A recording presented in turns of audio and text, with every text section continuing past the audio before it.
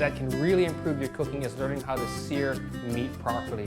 And I want to show you how to do it. It's a very simple process, and once you employ that, you're going to have great results. We're going to do it with chicken here. I have 2 chicken breasts, and the first thing you want to do is really make sure that the protein that you're going to sear is dry. So many times people take it out of the bag or the pack and it goes straight in the pan, and all that water drops the temperature in the pan, it splatters, and it really prevents the browning that really gives you a lot of great flavor from the caramelization of the protein. So I have these breasts on a paper towel, and I've also patted them dry to make sure there's no extra moisture.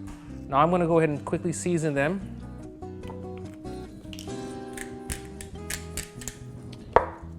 And while I'm seasoning, I do have a pan that is preheating. What you want is nice high heat for searing. So these are nicely seasoned, and I got my pan that has been heating. I'm gonna turn it up just a little bit, and now we're gonna put fat. You wanna put enough oil in the bottom of the pan to evenly coat it, a very thin layer. And when it starts to ripple and even light wisps of smoke show, that's when you're gonna go ahead and put your protein in the pan. So here goes the oil. Put a little bit more, and it's kind of close to rippling. There, it has that sort of a, when you look at the surface, it has a little bit of waviness to it. So we're ready to go in. Chicken's gonna go down. And I also season just before I go in the pan. If I season too early, the salt starts to pull the moisture out of the protein, and then you have too much liquid again. So season it, and then right in the pan. The other important thing to do when you put it in the pan is once you lay it in the pan, just let it cook. A lot of people put something in the pan and then they shake the pan.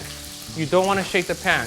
Just let the chicken sear here, and in a minute or so, I'll turn it over so you can see what the color looks like.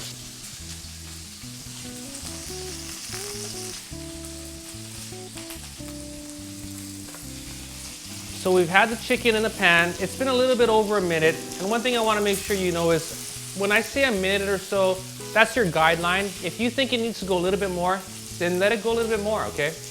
We're gonna turn these over and you'll get to see the color now.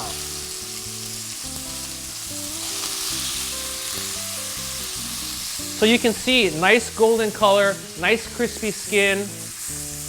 I wanna repeat the same process on the bottom piece, and now these chicken breasts happen to be on the thicker side. What I would do at this point to finish cooking them is probably put them in the oven just so that they can cook all the way through without burning in the pan.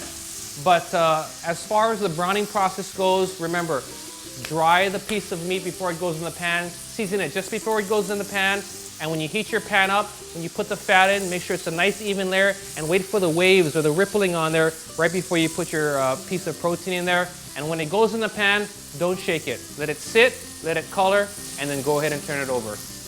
Do that, and you're gonna have awesome, awesome results.